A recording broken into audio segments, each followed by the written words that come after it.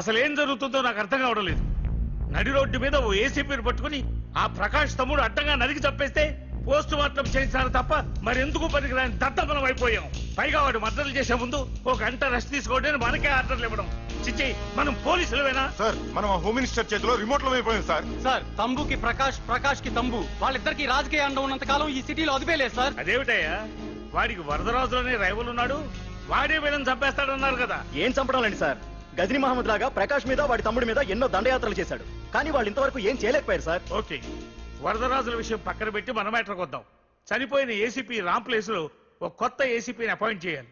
ఎవరైతే కరెక్ట్? ఆ పోస్ట్ ఖాళీగా ఉంచేస్తే కరెక్ట్ సార్. అది కాదు సార్, ఆ పోస్ట్ లో ఉంటే ప్రకాష్ చేసే పనులు చూసి ఎవడైనా ఆవేశపడతాడు. అది చూసి ఆ తంబుగాడు ఆ గొడ్డలకి పని పెడతాడు. అందుకే ఆవేశపడేవాడు కాకుండా ఆలోచించి అడుగేసేవాడు కావాలి. మన రెవ్వర్ అయితే ఎలా ఉంటాడు? Yes sir, he is the right person. Yes sir.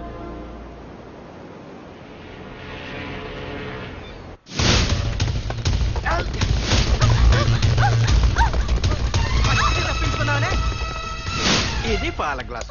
నువ్వు ఫస్ట్ టైం శోభనం గదిలోకి వెళ్ళావు అనుకో, ఎలా ఫీల్ అవుతావు? ఫీల్ అవ్వమ్మా. పెళ్లి చేసుకున్నాడు వదిలేస్తాడా? వదలడు. ఫీల్ అవ్వమ్మా. ఏంటి ఆలోచిస్తున్నా? మొగుడు లేడనా? నన్నే మొగుడు అనుకో. రే, తన కొత్త కదరా, నువ్వే ఫీల్ అవ్వు. పర్లేదురా, తను ఫీల్ అవ్వకపోతే నువ్వే ఫీల్ అవ్వాలి. కమాన్ కమాన్, క్యారీ ఆన్.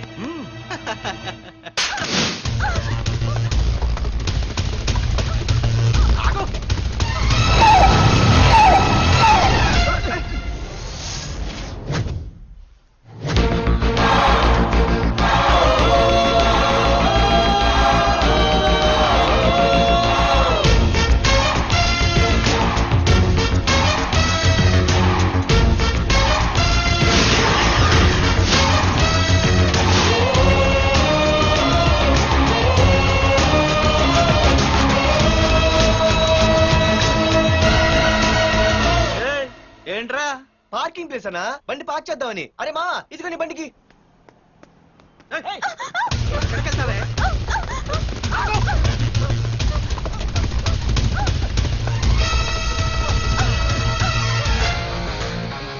మళ్ళీ ఏంట్రా?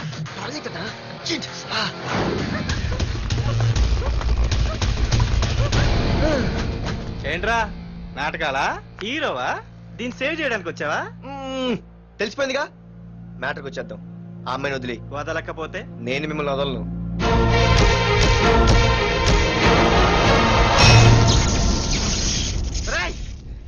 నేనెవరన్నా తెలుసా? తెలుసు.